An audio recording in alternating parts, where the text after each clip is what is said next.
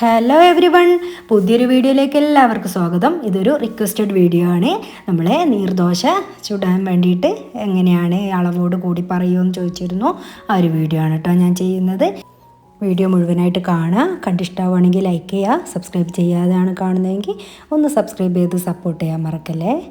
വളരെ സിമ്പിളായിട്ട് നമുക്ക് ഉണ്ടാക്കിയെടുക്കാൻ പറ്റുന്ന ഒരു ദോശ തന്നെയാണിത്.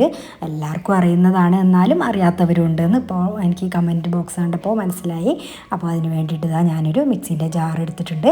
തലേ ദിവസം കുതിർത്ത് വെച്ചിട്ടുള്ള പച്ചരിയാണ് കേട്ടോ. അത് 2 കപ്പ് എടുത്തിട്ടുണ്ട്. നമുക്ക് എത്രയാണോ ആവശ്യമുള്ളത് അത് അതിന് അളന്ന് എടുക്കുക. ഞാൻ 2 കപ്പ് അരിക്ക് 1 കപ്പ് വെള്ളമാണ് മിക്സിൻ്റെ ജാറിലേക്ക് ഒഴിച്ചു കൊടുക്കുന്നത്. എന്നിട്ട് നന്നായിട്ട് അരച്ചെടുക്കുക. തരിയൊന്നും ഇല്ലാതെ വേണം അരച്ചെടുക്കാൻ വേണ്ടിയിട്ട്. മിക്സിൻ്റെ ജാറിലേക്ക് അരി ഇട്ടതിന് ശേഷം വെള്ളം ഒഴിച്ചിട്ട് ആ അരിൻ്റെ മേലെ വെള്ളം നിൽക്കണം, അതാണ് കേട്ടോ ഒരു പാകം. എന്നിട്ട് നന്നായിട്ട് പേസ്റ്റ് ആക്കിയിട്ട് അരച്ചെടുക്കുക. ഇത് പെട്ടെന്ന് തന്നെ ചുട്ടെടുക്കാൻ പറ്റും, പക്ഷേ വെള്ളം കൂടിപ്പോയാൽ ഒന്നിനും പറ്റില്ല കേട്ടോ. ഭയങ്കര ബുദ്ധിമുട്ടാണ് അത് ചുട്ടെടുക്കാൻ. അപ്പം വെള്ളം കറക്റ്റ് ആവുന്നു എന്ന് മാത്രം ശ്രദ്ധിച്ചാൽ മതി. അപ്പോൾ ഞാൻ അതൊരു ബൗളിലേക്ക് മാറ്റുന്നുണ്ട്. പിന്നെ അതിലേക്ക് ഞാൻ ഈ ഒരു മിക്സിൻ്റെ ജാറ് കഴുകിയിട്ടുള്ള ആ ഒരു വെള്ളമല്ലേ, അതും കൂടി ഞാൻ ഒഴിച്ചു കൊടുക്കുന്നുണ്ട്. ഞാൻ ഇപ്പോൾ കാണിക്കുന്ന ആ ഒരു കൺസിസ്റ്റൻസി അല്ല വേണ്ടത്. നമ്മൾ മിക്സിൻ്റെ ജാറ് കഴുകിയിട്ടുള്ള ആ ഒരു വെള്ളം ഒരു 1/2 കപ്പ് അല്ലെങ്കിൽ ഒരു 1/4 കപ്പ് അത്രത്തോളം വീണ്ടും ഒഴിച്ചു കൊടുക്കുക. അപ്പോൾ കറക്റ്റായി.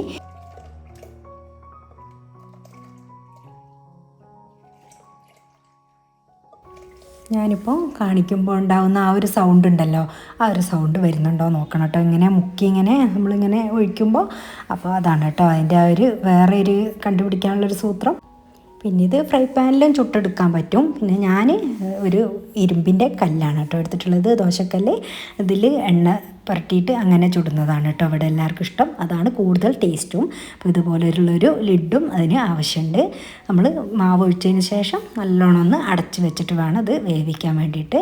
മാവ് ഒഴിച്ച ഉടനെ തന്നെ അടച്ച് വെക്കാൻ ശ്രദ്ധിക്കുക, ഇല്ലെങ്കിൽ മേലെ ഇങ്ങനെ പൊടി പോലെ നിൽക്കും കേട്ടോ. ഈ ഒരു ദോശൻ്റെ അടച്ച് വെച്ച് ചുടുന്നതാണ് ഏറ്റവും നല്ലത്. അപ്പോൾ ഞാൻ കല്ല് ചൂടാകാൻ വേണ്ടിയിട്ട് അടുപ്പത്തേക്ക് വെച്ച് കൊടുത്തിട്ടുണ്ട്.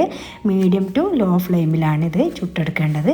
അപ്പോൾ നമ്മൾ ദോശക്കല്ലൊക്കെ നന്നായിട്ട് ചൂടായി വന്നിട്ടുണ്ട്. പിന്നെ അതിലേക്ക് എണ്ണ പുരട്ടി കൊടുക്കുക, മാവ് ഒഴിച്ച് കൊടുക്കുക. ഒരു പണിയുമില്ല, ഇങ്ങനെ ഓരോന്നും ചുട്ടെടുക്കുക.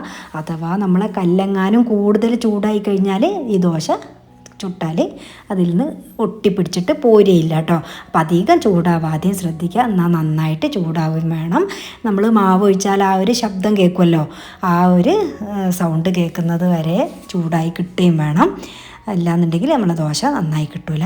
ഇതുപോലെ നമ്മൾ സ്റ്റിക്കായി പോവാതെ ദോശ കിട്ടണം എന്നുണ്ടെങ്കിൽ കറക്റ്റ് അളവ് തന്നെ നമ്മളെ ദോശ മാവ് റെഡിയായി കിട്ടുക വേണം. ആ ഒരു ബാറ്റർ റെഡിയായി കിട്ടിയിട്ടില്ല എന്നുണ്ടെങ്കിൽ ഇങ്ങനെ നമുക്ക് ദോശ പെട്ടെന്ന് ചുട്ടെടുക്കാനും പറ്റില്ല.